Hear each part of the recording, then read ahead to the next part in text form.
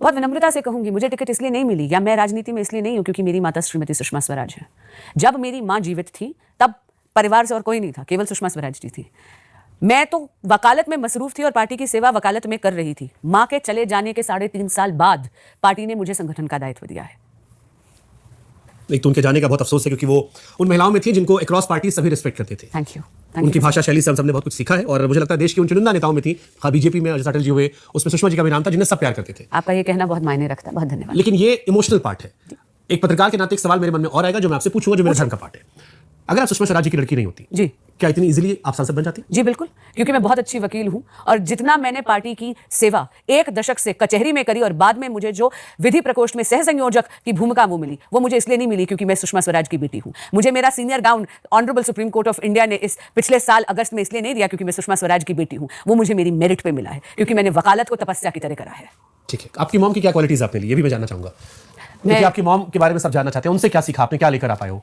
I think to be fearless, और मुझे लगता है कि मैं उन्हीं की तरह शायद निर्भय हूँ और अपने कृष्ण पर अगाध भक्ति रखती हूँ और विश्वास रखती हूँ। ये भक्ति मुझे विरासत से मेरी माँ से मिली है। खूबसूरत। उनका एक शेर मुझे याद है, पार्लियामेंट में कहा था, दुश्मनी जितनी मन करे जमकर करना मगर गुंजाइश इतनी रखना, अगर हम दोस्त बन जाएं तो शर्मिंदा ना हो। That's beautiful. मेरी बहुत सारी मेमोरीज उनको लेकर है, उस टाइम हम सुनते थे बहुत सारा टीवी। मनोज जी, क्यों केजरीवाल जी पे आप लोग हमला करवाते रहते हो? वो कहते हैं यार देखो इतना हमला करवाते हो आप लोग। 2013 प्रेस कॉन्फ्रेंस कर रहे थे, स्याही फेंक दी गई। 14 में वाराणसी गए, स्याही फेंक दी गई। 16 में ऑड इवन के बाद स्याही फेंकी गई। 18 में सचिवालय के अंदर लाल मिर्ची डाली गई। 19 में गाड़ी पर थप्पड़ मारा गया। 22 में गुजरात में प्लास्टिक बोतल फेंकी गई। ग्रेटर कैलाश फिर किसी ने पानी फेंका 24 में, और अभी गाड़ी पर वो एलिगेशन लगा रहे थे कि पत्थर से हमला करवा दिया। इतना हमला क्यों करवाते हो आप लोग उन पर? फिर सिक्योरिटी भी छीन लेते हो। चलिए मैं आज बताता हूँ, मनोज भाई तो जो बताएंगे। आज हम चुनाव से 8 दिन दूर खड़े हैं। हाँ। मैं बहुत गंभीरता से कह रहा हूँ, इस आने वाले 8 दिनों में गंभीर हमले का आरोप अरविंद केजरीवाल फिर लगवाएंगे, प्लान करके करवाएंगे।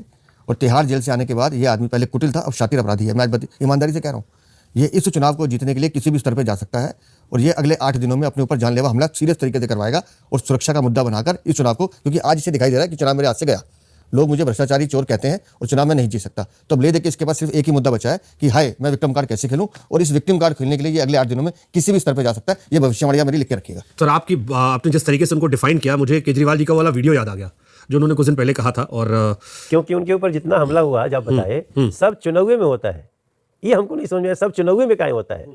अगर मान लीजिए थोड़ी देर के लिए कि अगर हमको दोषी आप ठहराना चाहें तो हम इतना मूर्ख तो नहीं हो सकते कि चुनाव में हमला करें, क्योंकि हमला होने से लोगों को सहानुभूति मिलती है। हाँ, इसलिए चुनाव में अगर किसी के ऊपर खाली हमला होता है तो समझ लीजिए वो खुद ही करवाता है। अब वो एक लंबा चौड़ा लिस्ट निकाले थे, केजरीवाल ये है, केजरीवाल वो है, केजरीवाल ये है। अब वो शब्द नहीं बोल सकता क्योंकि वो अनपार्लियामेंट्री शब्द है। वो कहते हैं आप लोग दिन भर गाली भी देते रहते हो।